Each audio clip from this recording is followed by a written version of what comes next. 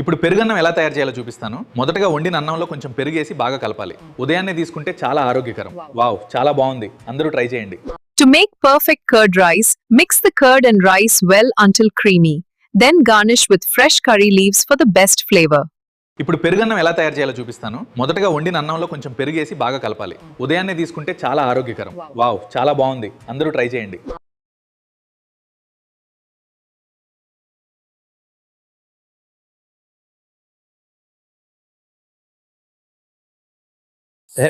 పెరుగు అన్నం ఎంత బాగుందో చూడండి. ఇది మరీ చాలా రుచిగా ఉంటుంది. అవును, ఇది మరీ చాలా బాగుంది. ఫైనల్ టచ్ చాలా బాగా వచ్చింది. ఇప్పుడు పెరుగన్నం ఎలా తయారు చేయాలో చూపిస్తాను. మొదటగా వండిన అన్నంలో కొంచెం పెరుగేసి బాగా కలపాలి. ఉదయాన్నే తీసుకుంటే చాలా ఆరోగ్యకరం. వావ్, చాలా బాగుంది. అందరూ ట్రై చేయండి. To make perfect curd rice, mix the curd and rice well until creamy. Then garnish with fresh curry leaves for the best flavor.